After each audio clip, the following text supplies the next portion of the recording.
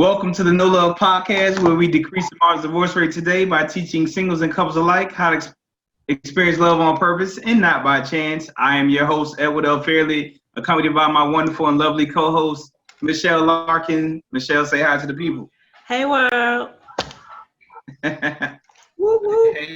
Hey, Tamika, how you doing, sis? We definitely got to get caught up. Welcome to the show. Before we start, Michelle, what you got going on? What's new? What you want to share? Everything is fabulous. As I continue on this journey of life and knowing love, inviting love, capitalizing on love, I got to do something that I love this week, which was record a training with a really good friend of mine who's a serial entrepreneur. So I look forward to pushing that out on the Human Connections platform, but it was a really great conversation. So I'm excited. Awesome. Things are really happening. Congratulations. Hey, Susie, speaking of things happening, I saw your post. Congratulations, Susie Harris. Anything outside of that new that's in the works coming up? The app, the No Love app, just always the No Love app. The No Love app. Y'all should be liking, sharing, downloading, doing whatever, because it's about the No Love app. And I would really like to see some screenshots of whatever it is that you experience on the No Love app. For those who are like, I'm iOS, there is no No Love app, I apologize. I'm working on it. But for those who are on Android and you do have access to the Google Play Store, please download the No Love app. Not to mention, give me updates or things that you feel need to be tweaked as far as how you interact or experience, so we can work on those things to help the app evolve to your liking or to be more efficient in reference to your needs. Also, I can tell you right now, it is a frustrating app to experience, but it's so that you won't be frustrated in life with your experiences. So please learn indirectly or fail in the game to prevent yourself from failing in real life. Get all of the counseling and everything up front to avoid you having to get the counseling during the process or throughout the process. So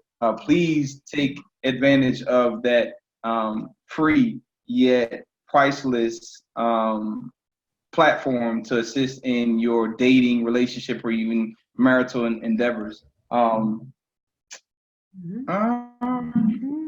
So what's new with you? Honestly, I've been extremely busy. I just had a very good conference call prior to this, where someone that I was talking to like really shifted my thinking in reference to the actual board game. One of the things that I've been really researching and even negotiating as far as price is concerned is the board game and how much it is. I prefer a on-demand type setup where I don't have to put so much money out to buy a big bulk of the actual games, so that they can be available through different manufacturers. And the cost that actually is causing the cost of the game to be high is actual the cards, the actual weight of the cards. So when you're thinking about shipping and things of that nature, that is where the cost comes. And there's a lot of content on those cards, so there's no way of getting rid of the cards. Reduce the size of those. So I thought. So the young lady that I was speaking to about this was like, well, why don't you get like an electronic device that has the downloaded content of the cards to where they can just pass the card around, or have different decks in a light type of electronic device where they can pick the cards randomly that way, which will eliminate the actual weight and also accommodate the content and the actual technology is amazing. It adds cost on the front end, but maybe not on the back end. Exactly. And not to mention, because you would think that the game board itself is what's expensive, but it's the board game, or the game board itself, is pennies on the dollar. It's literally the actual decks that are driving the cost through the roof. So that if I can eliminate the weight and maybe create some kind of software in a small device that will accommodate the content, which I don't see why that would be a problem, and make it light to where there's 3 different decks in the sense of this particular electronic device, that would actually solve the problem, drastically bring the cost down to assist in making the cost inexpensive for the user. So that will probably keep me up, knowing me, for probably another 6 months. So you figured out. So you figured out. 6 months of no sleep until it actually comes to pass. So that was a really, really good outside of the box thinking for an issue that I've been kind of struggling with trying to get resolved. So that's what's going on. Thinking about that. Still working on no love logos, because I clearly not changing the no love symbol, but from a manufacturing or merchandise standpoint, you want to have different types of seasonal types of merchandise, whether it be t-shirts, hoodies, mugs, things of that nature. So something that is different, new from the previous logo in reference to shirts and merchandise. So it's another thing working on. Definitely content for this, of course, to make sure that we are addressing the different issues and things that people are struggling with on a day-to-day basis from a dating relationship and marital standpoint. And that's it. Of course, I have life going on. School has started. My children, making sure that they're good. I hear back. I hear you. Is that your phone, Michelle? Yeah, Like I hear you. I just posted it. Sorry, it's gone. It should be gone. All right. So my children, making sure that they're right and they are starting the year off right. Of course, getting my wife with the transition of school and all that stuff to make sure that they're good. And then I have, of course, just other family stuff that's going on that we're attacking as we go. So that's pretty much it, as if I didn't say a lot or enough. We're quick. We can digest it all. We're quick. We can take it all in. Yeah. So if there's nothing else that you would like to share or discuss, let's dive into this topic that you know nothing of, right? Nothing. Blank slate. Okay. I have no All idea. right. So the topic of today is you know too much. That is the topic of the day. You know too much. And for those who don't know me, I'm really being sarcastic right now. The topic at hand. Oh, my cup is back. I have a cup too. Talk about this cup. Do you know how much commentary this cup gets? This is a proper cup. And let me clarify something. I'm tempted to literally go into my kitchen. This is not the same cup, everybody. I have at least 23 of these cups. So every time you see this cup, it's not the same cup. But clearly this is going to be like the brand of Edward L. Fairley. This is like when people see this cup, they're going to think of me. I use this cup for multiple reasons. One, literally 24 ounces. I drink 72 ounces of water minimal a day. So when I know I drank 3 of these, I've accomplished my daily goal from a water intake standpoint. So that's another reason why I do it. But for those who really, really hate this cup, if you can I don't know if we hate it. It's just something worth chit-chatting about. It's worth something commenting. I get hate mail. I get hate mail and threats. I'm going to take that cup and I'm going to burn it. I'm going to throw it in the trash. Like, I get a lot of flack about this cup. We would like you to have a glass. Hey, if you can find me a 72-inch, I'm not 72 inch, 72 ounce cup or bigger. No, I don't want no glass. 72 ounce glass. Now that would cover the whole screen. Then y'all won't even be. then they gonna talk about how big. Where you get that big glass from? So if you can find me a nice 72 ounce cup, I will give you the shout out as to the person that got me the glass on the show, and I'll start using that. Be careful for what you ask for, my friend. Be careful for what you ask for. The world is vast, and you got lots of friends. So that the cup is back. I did have another cup, but that cup is really one cup, and I saw it in the dishwasher. So that cup is not going to make it to the show today. But let's get on this topic. The topic is you know too much. And this honestly, this is a serious topic, to be honest with you. And I'm being sarcastic when I say you know too much.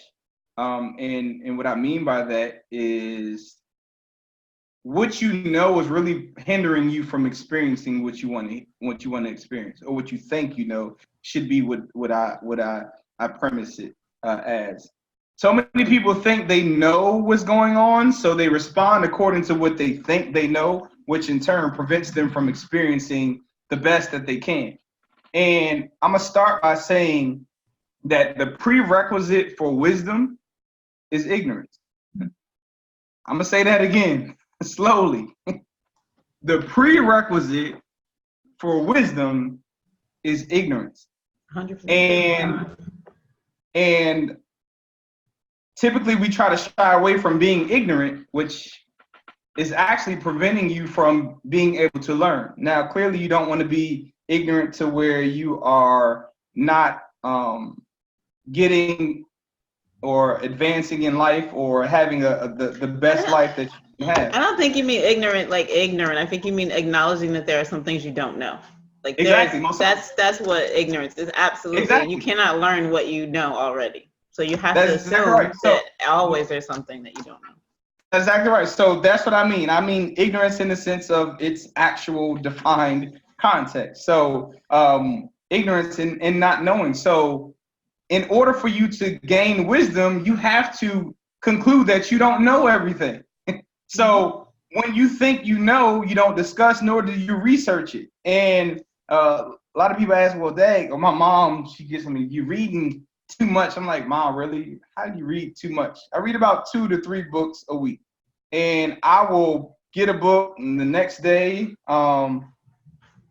it's already read, and I stayed up till 3 o'clock in the morning because it was information in that book that I'm like, yo, what I found out this far, like I want to know everything that this book has to offer. And so I read a lot because the more I read, the more I realize I don't know much. So the more I learn, the more I realize, like, wow, I don't know nothing in my mind. I'm not saying that I'm dumb, but I yearn for more information because I realize that, yo, if I didn't know the universe is large and there's information all over the place. It's somebody keep the cup, put your logo on it. That might just happen. Good Brandon. Thanks to Kayla. So yeah, I wanted to start by saying the prerequisite for gaining wisdom is ignorance. So that's the whole premise of this show, like realizing how what you think you know is truly destroying your ability to experience a wonderful, loving, and flourishing relationship or dating experience or marriage. So that's basically what the show is going to be about, but we're going to unpack that in different, I guess, categories. Before I dive in, you have anything you want to say, Michelle? No, I 100% agree. I think that's a truism in life.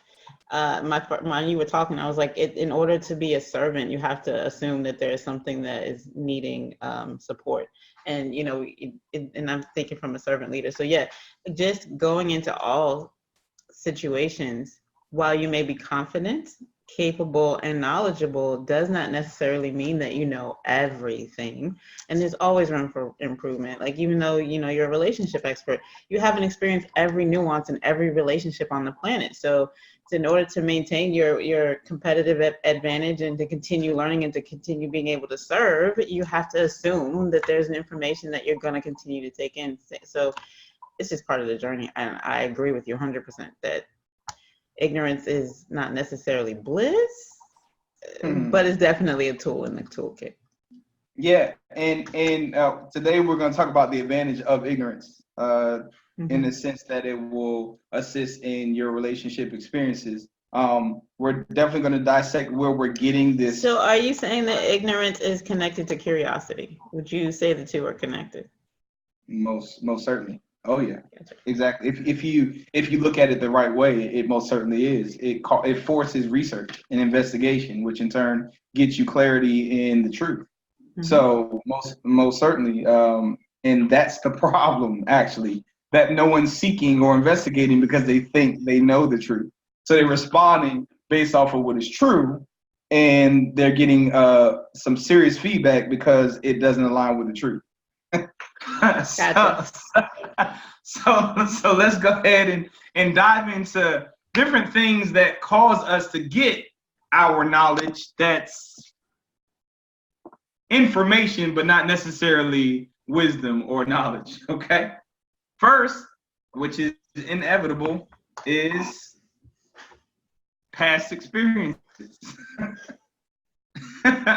Experience is the best teacher, right? Yeah, so they say. They say. Exactly. So let's start with the fact that oftentimes, from an experience standpoint, the way that people look at their experience is, let's say that a person trips, and I'm saying that metaphorically, they have a mishap or a bad experience. They typically judge or draw their conclusion of that particular circumstance based off of the end place or where they landed. Okay. So if I trip and by the time I land, I'm further from where I tripped at. So if I look up and I draw my conclusion based off of where I landed, I never caught the lesson because the problem is where I tripped. So just looking at the landing space or the conclusion of the relationship, so to speak, is typically going to give you incorrect or poor information to gather or a conclusion with in the first place. And I see this happen so often. Typically, if a relationship gets bad or there's a breakup, they go off of like the end and disregard all the stuff or even what caused the relationship to pivot in order for it to get to that drastic or ugly ending. So they never investigate and even find out where they tripped, which in turn causes them to trip there in the following relationship, thus causing them to conclude that it's the other person and never seeing their self. I see you thinking though. You got your hand on your head. What you thinking about right now? That what you project, you attract, and if your assumptions are where you're starting, if like your projection, like you said, if you assume that it's a bad because it's the other person's fault, then it's always going to be the other person's fault. That becomes your truth, and then you just cut assuming that I never make mistakes. It's always everybody else's fault. That's not true. Yeah. Not to mention, I mean, so this is very, very common. So it's not typically the relationship that's the problem. It's your expectation of the relationship that's the problem. So so the whole point of this whole no love journey is so that we can start looking with the lens of opportunity to learn from a situation as opposed to creating the situation that we created in our mind. So why I slapped my head was because I remember you saying you should go into a relationship having no expectations, and that was the hardest thing to even process. Like, what do you mean? I expect them to open the door. I expect them to act like a gentleman. I expect them. And then I was like, years later, I had no expectations. Can you just be you? So yeah, and show up. And let me clarify that statement too, because I want them to misunderstand what you just said. Because clearly, if you are looking for a man or a woman that has qualities and characteristics, like in her case, what's the word I'm looking for? Smart. What do they say? Chivalry. Yes, chivalry is cute. Acts of kindness. Yes. If you're looking for that, that's definitely something that you should expect from the dating aspect, but not after you've already dated. He or she never did it, and now you're trying to look for that. That's just not what you've chosen. So, Yeah. that's You can have fault. expectations in the sorting space, but not Yeah, don't for lack change of the a better term, expectations later. wait, when you're dating, you should be choosing someone that aligns with your morals, values, and in that case, characteristics of that particular human being. Now, when I say you should not have any expectations, I'm saying that in a sense of the only person that you can control is yourself. So you can control yourself, which in turn should give you expectations on how you should respond. But once you share how you share or do you do, if it's out of love, you should not have expectations as to how they're going to respond to you. First of all, you should have chosen someone who expresses love genuinely in the first place to avoid having to worry about what the response is going to be or whether it aligns with love. That blows my mind about people. They make a choice about someone who, for one, probably did not show any kind of signs of them being a loving individual, but they got caught up in the whole lustful interaction or experience. And then after a while, they expect these things of this person that they never even shown evidence that they even had in them to produce. So Yes. when you date, you should be interviewing indirectly to make sure that they have those things before you transition from I'm dating this person. So I no longer set expectations per se. I don't know have expectations per se. I set standards, right?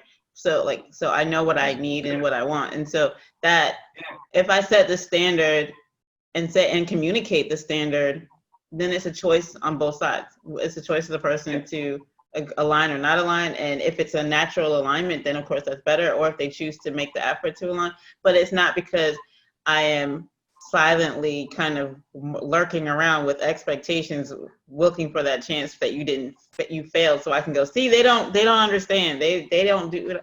Like, no, that's what we're talking about, is communicate what you need and what you want, so that it's not just superficial expectations. It's a conversation. It's a exchange of ideas. It's an exchange of desires. Yeah, and that's why I mean I'm starting with past experiences because for one, if anyone who doesn't realize it, I teach individuality. That is, I stress and I teach individuality. I teach individuality. Yeah, and every other teaching, which we'll get into that, even down to the 5 love language, is teaching compartmentalization and generalization, which is very, very dangerous because now you're taking either past experiences or researched experiences. I'm putting my quotations up for those who are listening to the podcast. Researched information, and you are putting people in boxes and concluding that they're going to respond according to this box that I've given them, or the research says that they go in. Which doesn't give them room to breathe. So, well, it doesn't give them room to breathe, and it never gives, and it voids your ability to be ignorant, which in turn prevents you from learning. Are you following? Which takes us right back to our topic for tonight. You know too much. So we're getting there. I'm glad we're taking this journey together. So that's the danger of allowing for, and what's so crazy about it is we hate when people do it to us, but we do it to other people. Don't put me in stop trying to make me like your ex, or stop trying to that's what you're doing. The minute you say, well, men, I know how men are, I know how women are, all you're doing is either saying, based off of my reading or based off of my experiences, this is what I conclude about he or she. So I'm either not even going to approach it this way, or I'm going to approach it this way because I've already created this conclusion or assumption about this person to be truth or facts. Again, you know too much. You know too much. And when you know too much, you learn nothing. You learn absolutely nothing. Go ahead. I see you. When you come from the perspective of knowing too much, you take the the position of a higher, like then we put hierarchy into this, right? So if you start judging, which we talked about a couple of episodes ago, when you know too much, you start making judgments, and when you start making judgments, you start to polarize each other, and that's not necessarily healthy in trying to find a resolution. And when you start judging and you start, it can put you in a pious situation, right? It can put you in a situation where you're here for me. That's all that this is about. And we all know friends and family who have this perception that their person and they're in a relationship is there for them, not necessarily the other way around. And it puts some extra strain on the relationship, especially when there's confusion. But no, like I said, it goes right back to assumptions. Knowing too much contributes to assumptions and dampens curiosity. And curiosity is in the no love triangle. Is that evolution part. Like, how can you evolve if you're not curious enough to ask questions? Like, I love the fact of being apart from the person that I like because I have something new to say. Like, I'm curious about how their day went for real because I honestly don't know. I did not check in with them 32 times a day, and I don't know, and I really want to know what happened. Or like, I love that. And I think that it's important to cultivate a space of curiosity in the relationship. It's what kind of keeps liveliness in it. So this is kind of like getting to talk about getting to know me better. So if y'all were on that, I don't know if it was last show or the previous show where I talked about how like I very rarely, like probably 20% out of the year, do I sleep in the same room as my wife. And the reasons behind that was I'm very protective, very, very protective of my subconscious mind. I'm very, very protective of my subconscious mind. I don't watch television. I definitely don't watch news. I'm just getting to a place where I'm interacting on social media. Typically, when I did social media, I posted and people are like, well, did you see my post? And I'm like, no, I didn't. I mean, did you see my response to your post? I'm like, no, I didn't post it to see what your response was. I posted it because that's what my thought process was. I'm not trying to be rude or anything, but I had people say, well, what did you think about? Two-way street, sir. It's called social. The people would come to me and the guy was saying, well, what did you think about my response to your post? I said, well, I thought about whatever your response was to the post. The post was your response, my response to the post, because my post was what I thought about whatever the topic was in the first place. So whatever you said after that, I don't post to get affirmation, confirmation, or to get you to buy into my statement. I post it because it's my wall, so I want to share my thoughts and my views. What you choose to do with my thoughts and my views is solely up to you. But am I gonna get a response? You gonna get a response from what I thought you thought about my views? 9 times out of 10, I'll say 9 times, but in my mind, I'm thinking pretty much 10 times out of 10. I'm not. So even with this, I'm responding because this is a dialogue, and I want to make sure that I'm sharing something that is not being received incorrectly or out of context in which I'm sharing. But in the end, I'm sharing because it's my wall and this is me expressing myself. I really don't care how you took what I thought or whatever, because for one, it came from, I promise you, a loving place in my mind, and I don't need you to validate whether that's accurate or not. And that's what gives me peace about what I'm sharing. When it comes to watching news and television, first of all, it's called television program. So it's intentional. You get all the way to you're protecting your subconscious. That's what I'm going. Don't sleep with my wife. Oh, well, I shared. Well, that's what with the segue. That's how how my mind is just all over the place. But I gotta go all the way there to get to that point. So the reason why I very rarely sleep with my wife is because she watches television. I'm very protective of my subconscious mind. I don't even watch TV news. It's been so bad to where several years ago I heard people at work talking about riots. I'm like, why are y'all talking about the Rodney King riots? And like, you don't know what's going on in Maryland? No, I don't know what's going on in the world. My mom hates it, and she's like, well, what if there's an asteroid coming? I'm like, I wouldn't want to know that. I'd rather the asteroid just hit me. Why would I want to know about that and think about an asteroid coming to the earth and knowing that it's nothing to that? So every argument that everyone gives me is like, no, but ultimately it's because I do not want to create a bias to where I am not receptive to people as individuals, because I've been programmed to think a certain way about certain individuals or pictures of individuals and things of that nature. So I protect my mind to allow for me to be able to receive information as it is without a preconceived notion or bias, and just unpack it the way that it's given. Take it as it is, and then ask the necessary questions so that I can better understand the way that it's been shared with me. And I definitely dissect words like, why did you use that word? What made you say that? Because I need to know where it's coming from before I respond. There's been comments here where I would talk to people outside of the comment, because I'm like, I need to, before I respond to this, what is the context in which you're saying this? Where is it coming from before I give you any kind of information?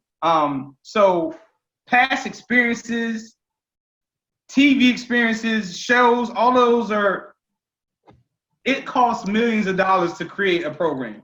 So they're going to be intentional about what information they give you. I'm sorry. So I don't want to be influenced in my thinking at all. So I protect it in everything that I read, everything that I see. So it's not like I don't go to the movies. If my wife is into a particular show, we have shows that I know that she's into. If I'm okay with the content based off of what we discussed, I will watch that so that we can have something to have a great dialogue about, especially if it's a passion of hers. But for the most part, I am very, very protective of my mind, because I do not want me to be a person that causes myself to conclude things about people or assume things about people without literally taking the time to know the person. So you want to maintain your ignorance. Is that what we're saying? That's exactly right. Said all of that to say I want to maintain my ignorance. Curiosity and my ignorance, so that I can better know who it is that I'm interacting with. Yes. Most certainly. Yes. So let's go, unless you wrote something you want to go ahead. All right, so let's go to the next thing that is contributing. So we've already kind of brought up TV, but books you've read. Those who are seeking successful relationships read a lot of books on relationships. Woo, and there are a million out there. A million. A lot of blogs on relationships. A lot of books on relationships. And you can validate anything you believe by reading out there. It is just like reading the Bible. If you believe, you can find somebody that agrees with you. It's unfortunate. It's no different from a horoscope. Yes. Whatever your sign is. Like, you will, if you take the time to read it, you will find something that aligns with what is being said. And unfortunately, we take it as true, especially when it aligns with experience. Well, you already, especially when it aligns, you already preconceived notion. You're really only reading to validate, not to learn. And that goes to your point of assuming some sort of level of ignorance. So good. And we all know that we all can go out there looking for the proper verbiage to validate. And I'm going to throw some, this is not shade, don't take this as shade, but think like a man, think like a woman, act like a man was validating to so many people, because that's what they wanted to hear, and so they went with it. So that doesn't necessarily mean it was a blanket truth. It just meant that it validated some of our cultural truths, right? So it's been our cultural experience. And I read the book, so I understand. And where I was in my life at the time, it validated that the experiences I was having were common, but shifting into the no love space, it's not that the experience isn't common, it's how am I going to be responsible for managing it so that I create more love in my life, not just defend against having it happen again.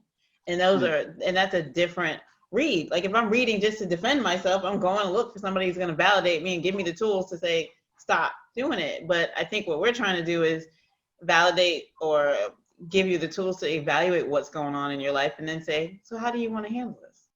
if you're really trying to get to a loving space. Now you remember, so the whole No Love or the Handbook for Increasing Your Relationship IQ is the name of the book that I had written. You can get it for free. He'll send it to you. Just ask for it. I'll gladly inbox it to you if you want a free version of it. When I wrote the book, I honestly, what we trying to say? When I was looking for a way out of not having to share. So interestingly enough, Steve Harvey's book came out the year that I had finished the book. And I was like, great, now I don't have to do the book. Right? It's out there. It's all out there. So then I read the book and I'm like, I have to do the book because I have a voice too and it deserves to be heard. It was the content still left people in the place that was actually ruining the beginning of our marriage. It still made it was no different from the men are from Mars and women are from I think Venus. it was acknowledgement, and that's why I'm saying it's not shade. I think that the book's acknowledged. It's not shade at all. Mm-hmm. It's not getting to the root of what the problem is. Mm-hmm. And that's where I have a problem. We're addressing a lot of we're putting a Band-Aid on a lot of symptoms, or we're addressing symptoms, but we're not getting to the core. Like I can give you some sneezing medicine, cold medicine, but if you have allergies, that cold medicine to cover your sniffles is ultimately not really going to help you.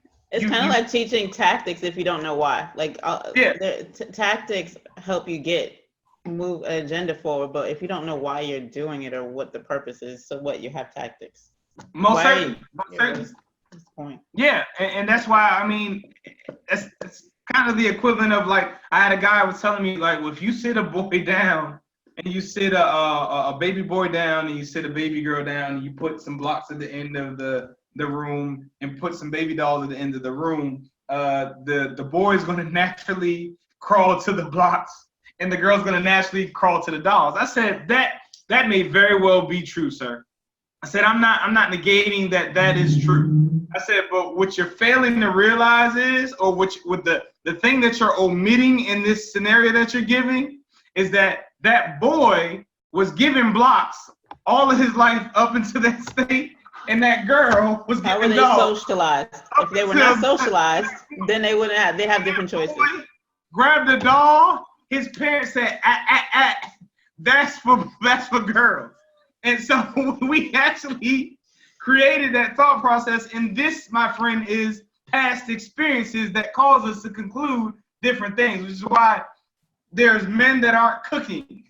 There's men that aren't cleaning clothes. There's women that aren't trying to check their oil or change their tire or cut the lawn or whatever. All of these different things are from past experiences and past teachings that cause us to conclude things and not even experience our potential gifts because we don't even get the curiosity enough to even touch or even try something.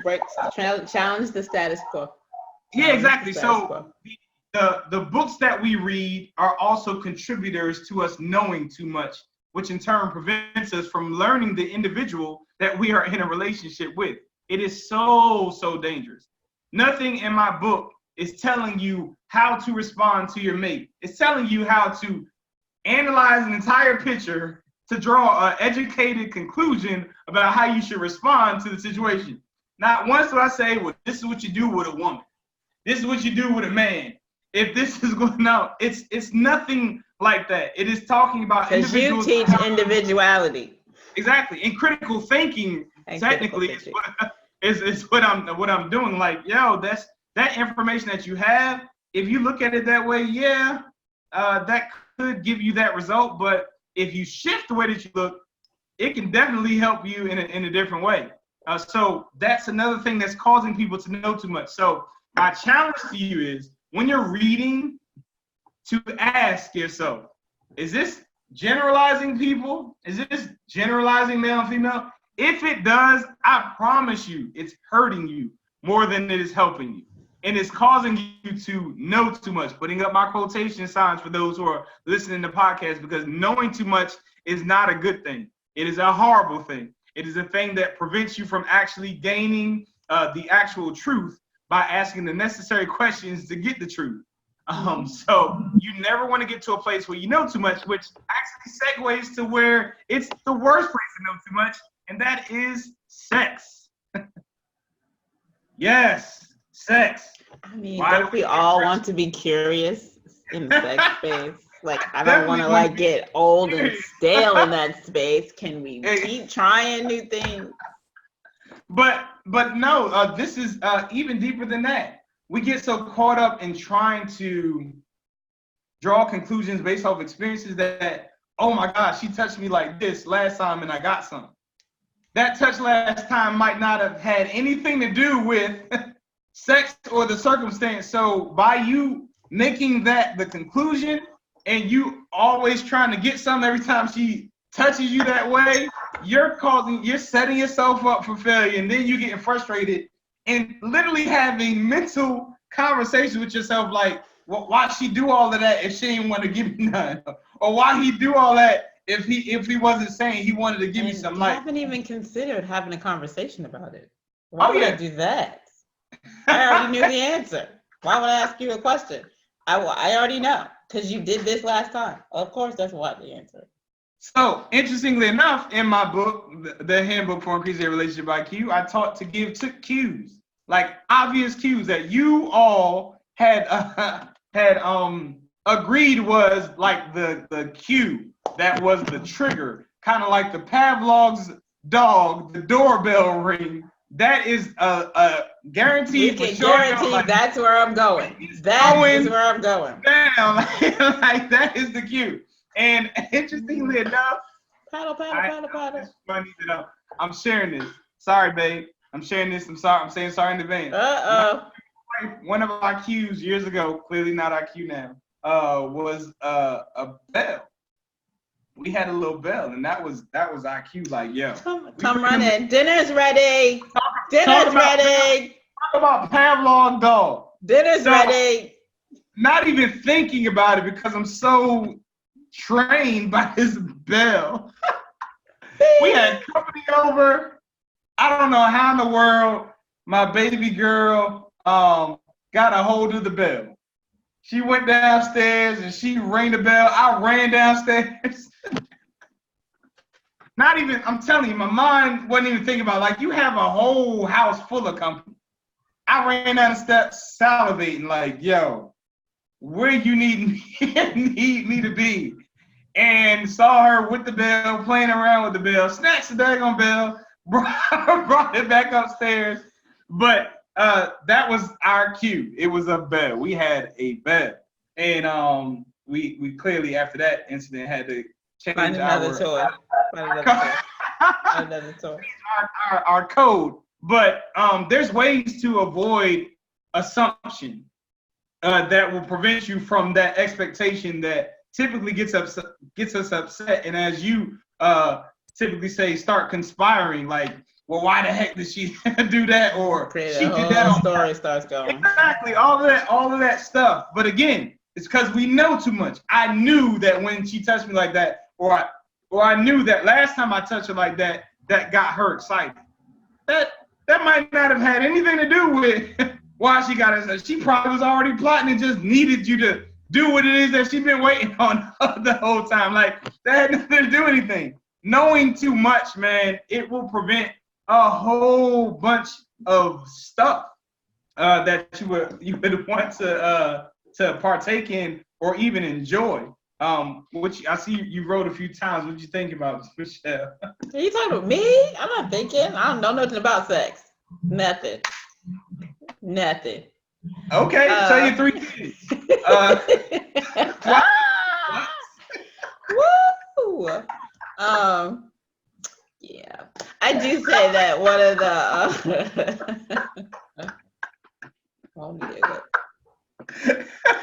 I would say thank God for revelation and evolution and curiosity. And I'm listening, just listen as we listen. It's just like as we talk about critical thinking and stuff, it's like the root of this whole premise for even having these talks is starting to recognize how you're wired, what your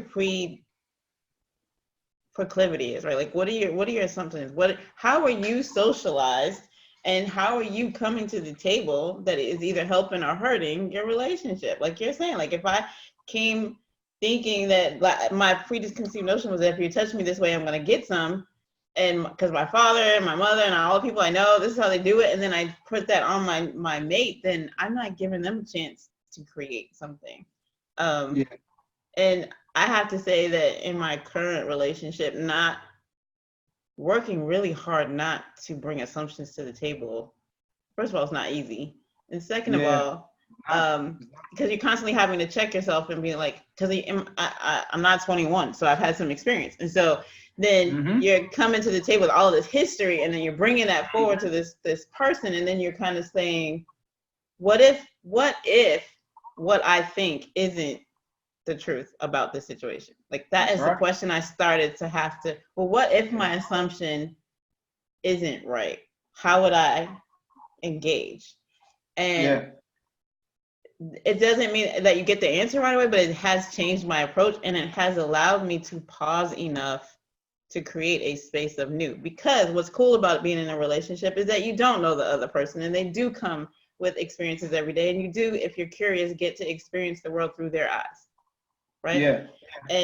But if you're not curious, and don't get me wrong, life gets in the way. We all have routines. We got kids and work and all that kind of stuff. But I think what we're starting to get to is in the real honest spaces of relationship, you're trying to allow that person to be an individual.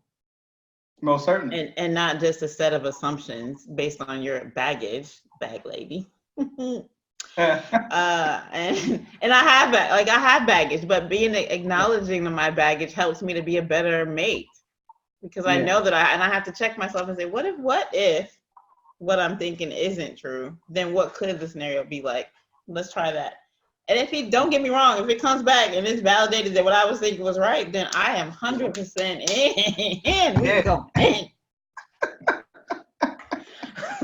Let me give you the benefit of the doubt first. That's right. However, that's right. If what I'm assuming is right, then we're having the conversation.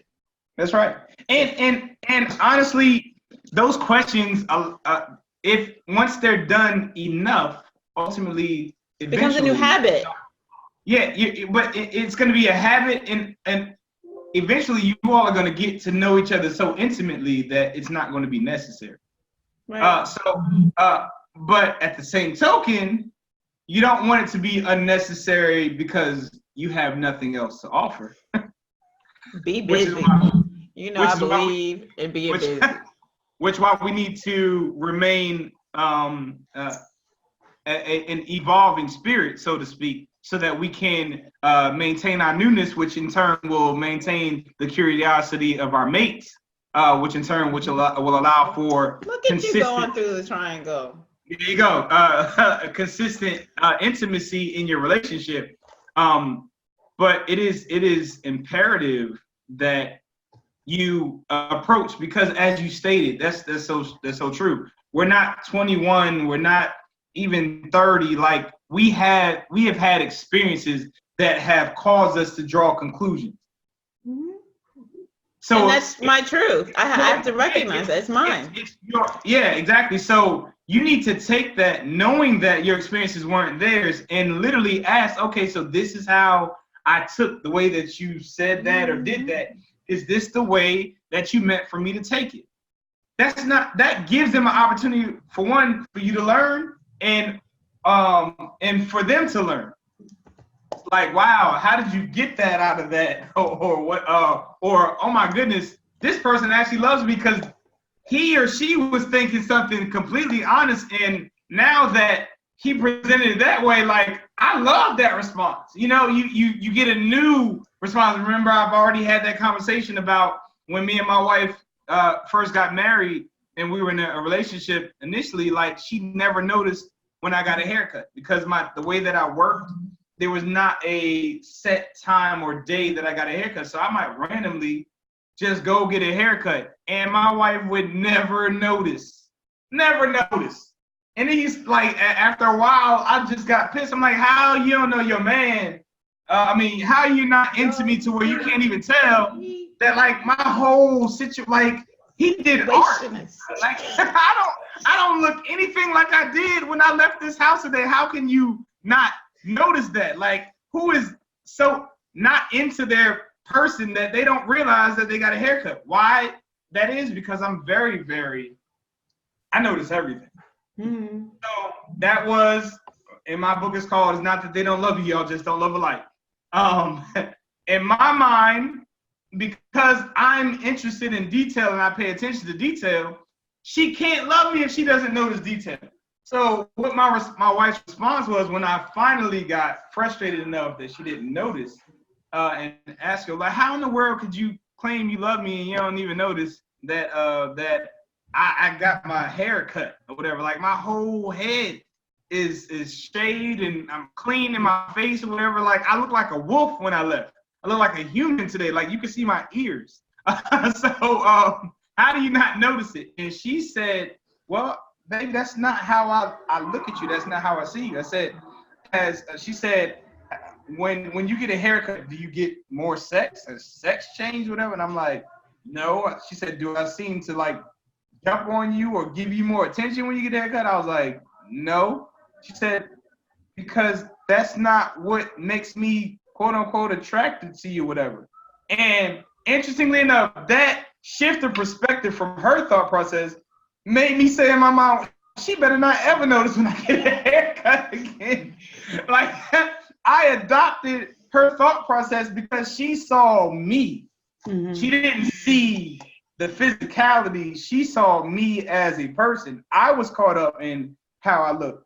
My appearance meant a lot to me in that regard, but my wife, she was into me. So that's just an example of how you can present something in a frustrating manner and have a revelation that can shift the dynamic of your relationship and even cause the depths of love to grow into your relationship, because love has levels. I think that's an interesting take on, you know too much from the other person's perspective. Like your story was, like, you knew you, right?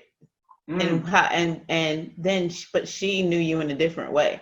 So you, in that perspective, you knew too much. Like, you didn't even give her credit for knowing you a different way. Like, hold on. Like, I remember I do this a lot, right? So I do video chats a lot. So I was video chatting with my friend, and he says to me, I said, oh my God, I don't have like any eyeliner. Like, I look a hot mess, and I can't do this right now. And he was like, so when did makeup make you pretty? Like, when did that? And I was like, what? Like, I can't look at me like this. I don't even want to see me with like, I don't want to see me like this. And he was like, I don't understand like why that's an issue. Like, and I was like, but that, again, I knew too much.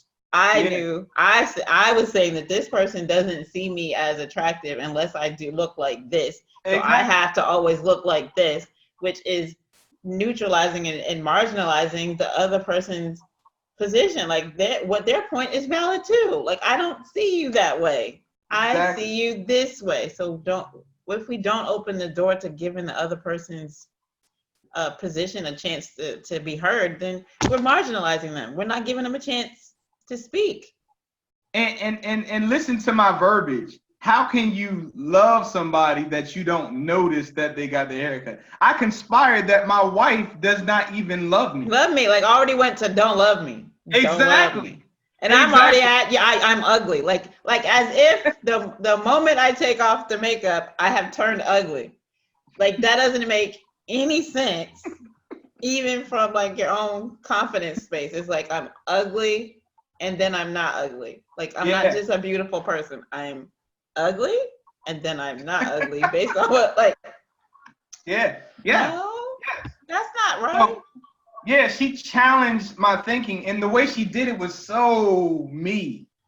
Well, the sex get worse? I mean, like, let's just walk through this for a second. And she made me look at the entire picture like, yo, nah, that's actually not what happened. You don't. And like I said, by the end of that conversation, I'm like, you better not ever notice that I got a haircut. That I ever get a haircut. Like that changed my thought process of who I was to her. And in my comment, he makes me feel beautiful regardless. So yeah. And like I don't want to hear I'm beautiful all the time, because that means that you're gonna notice whether I have blue eyeshadow on or green, like that.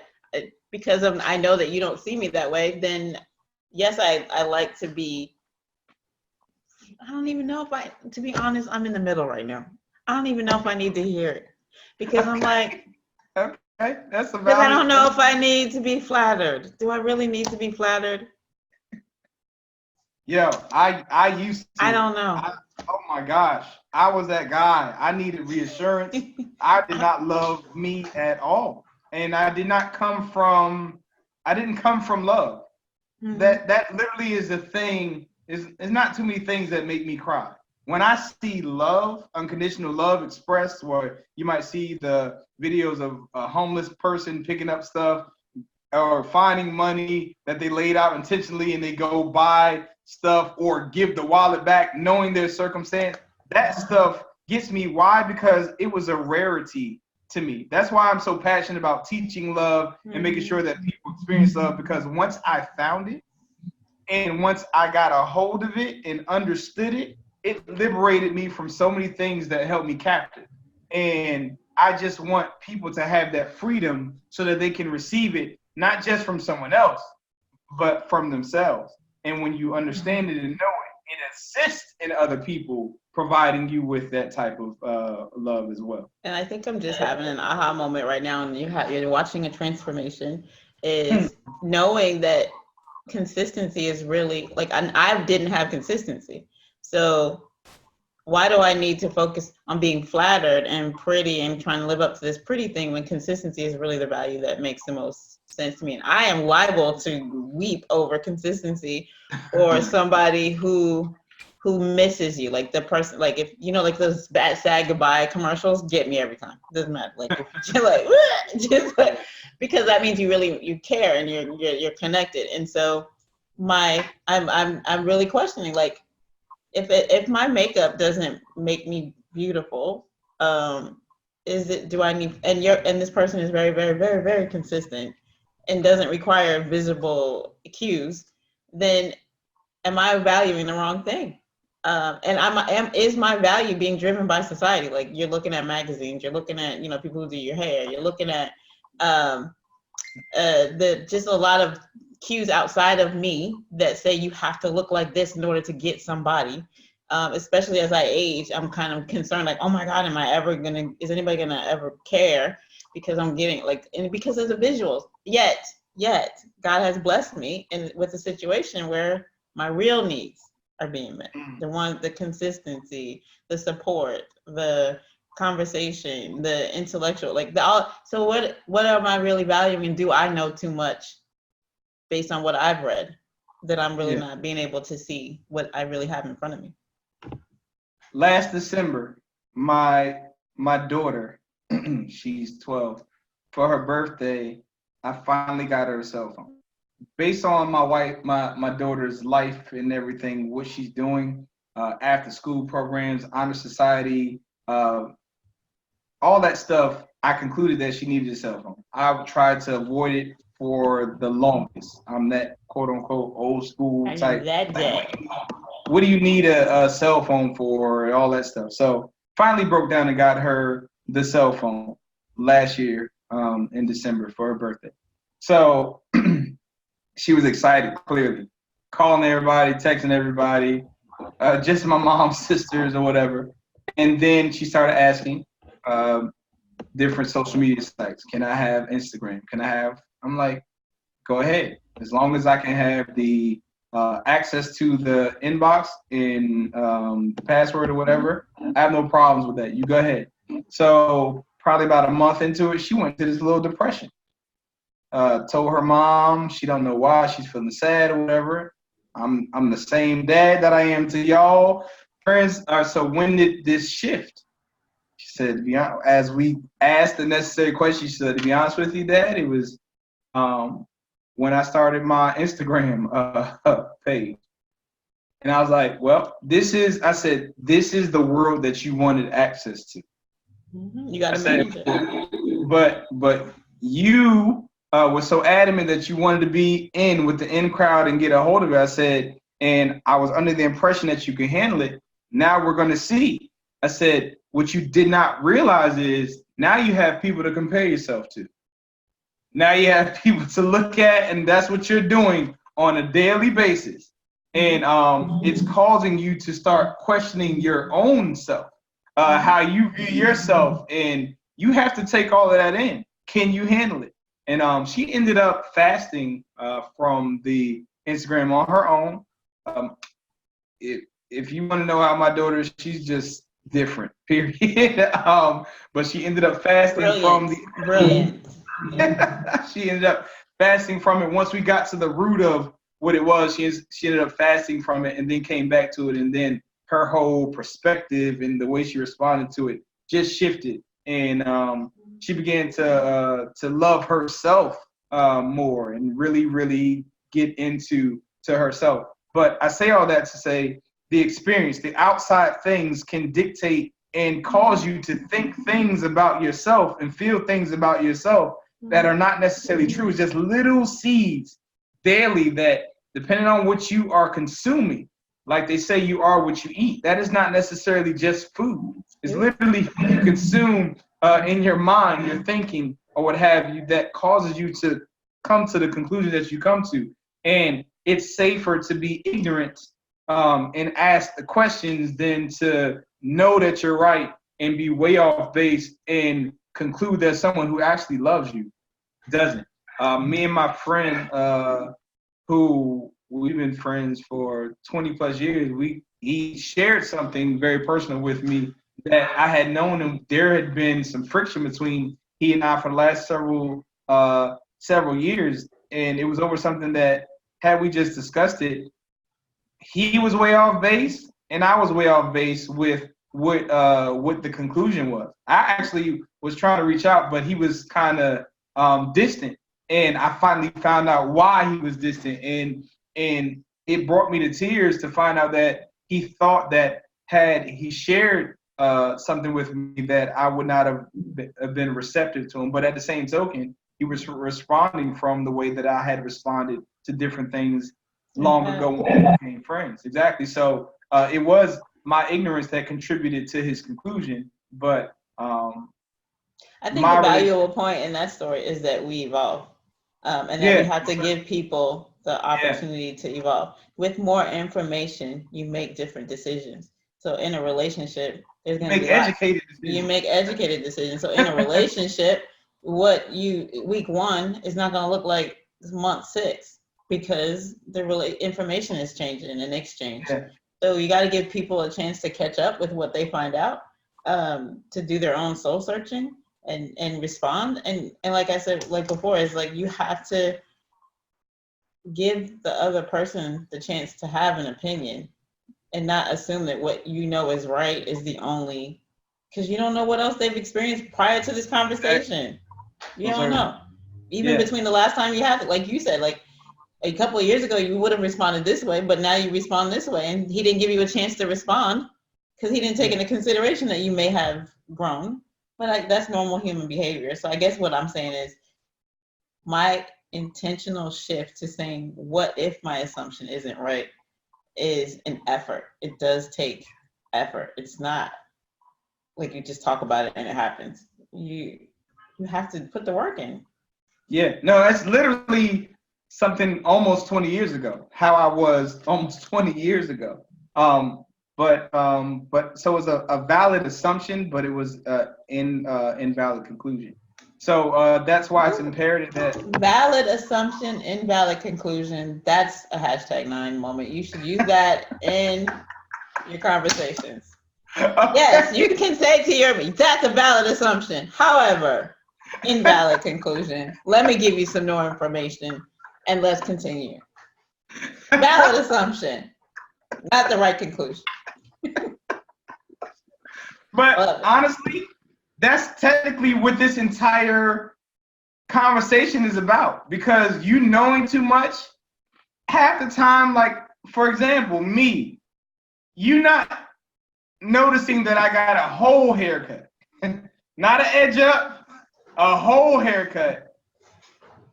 And I share these stories because I really I want to knock down the walls of generalization. Because typically this conversation, if you think about it, is a woman's statement. If they want, when you want to generalize. Didn't you see I changed my hair? Exactly. So that would be. Did you see my new lipstick? So I intentionally share these stories to show that this is an individual. It has absolutely nothing, and it goes to the books that we're reading and all this stuff. I'm sharing this stuff intentionally because we have to get to a place where we stop assuming things based off of our past experiences and based off of experiences and just concluding them, that they're always true. They're samples of something that's so much bigger, when in actuality it could be something totally different. So that's pretty much it. That's pretty much it. The whole valid assumption.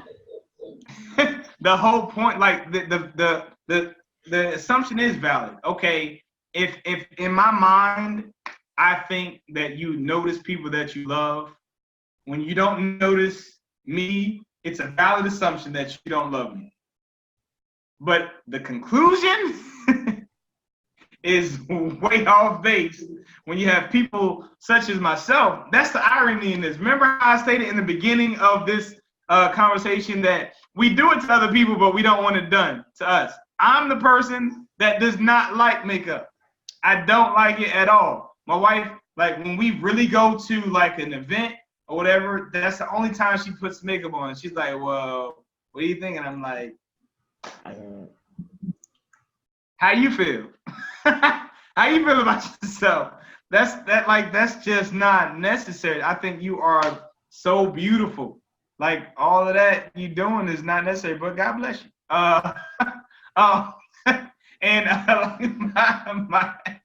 Like we've had the conversation. Wish we all could have one of those. Like we've had that conversation with my daughter when she was like adamant she wanted to get extensions in her hair and things of that nature, and she finally got, I guess, bold enough to ask me, well, why won't you let me get extensions in my hair? And I was like, well, it's because I think you look fine with what you have. I don't think that's necessary, and I personally don't feel that you love yourself enough to get extensions. And what I mean by that is I think you're trying to add extensions because you think it will assist in your beauty. If I felt that you were fine with who you were and that was just like an accessory, then I would be fine with that. I said, but it's not until I feel that you literally love yourself and you're old enough, which will probably be 18, that I will let you get the actual. She's brilliant. She's a fast learner. She might get there by 16.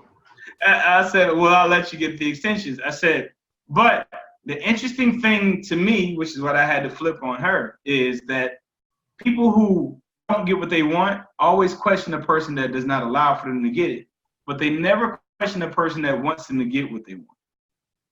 I said, so do you have the conversation with your mom or your grandmother who was saying that, they would let you get the whatever as to why they want you to get it? Did it ever occur to you that they might think that you look better with the extensions as opposed to how you look right now? Because in the end, if that's the case, then they're the ones that really don't love you for the way that you look. And I'm the one that loves you for how you look and how you are. Sorry, but why don't we ever ask the other side of the question? Why don't we ever ask ourselves, like, why?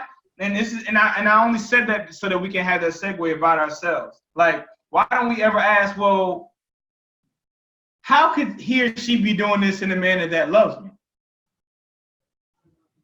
Is it possible that he could be doing this in a manner that loves me, as opposed to me thinking that she doesn't love me, to where we possibly could even come to the conclusion before we even get the revelation?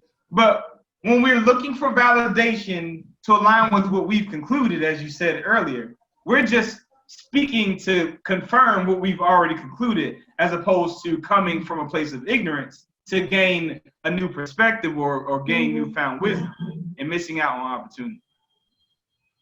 100% agree. I got a hashtag 9, valid assumption and invalid conclusion.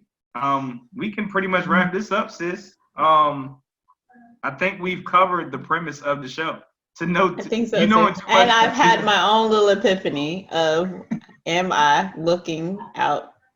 Am I comparing how I'm perceived in my relationship by how others are perceived, like by what the society has determined as beautiful? Am I discern? And I had said this, I think last week, is that and I'm working through this for myself, so I'm being transparent. Is I realized that last week when I was traveling, I was looking at people, and when you look at couples, they're of all shapes, sizes. The beautiful guy with the not cover girl model, the cover girl model with not cover girl guy. Like there's regular people. Like couples and connections look like everything. So I think we don't have to succeed or fail based on whether we look like this or that. And if we take that assumption out, then for me anyway, I'm allowing for maybe the other person doesn't necessarily require all this. They're not even evaluating it by that. They're not evaluating it by whatever people think are pretty or what is pretty or not pretty. It could just be connection. Mm-hmm.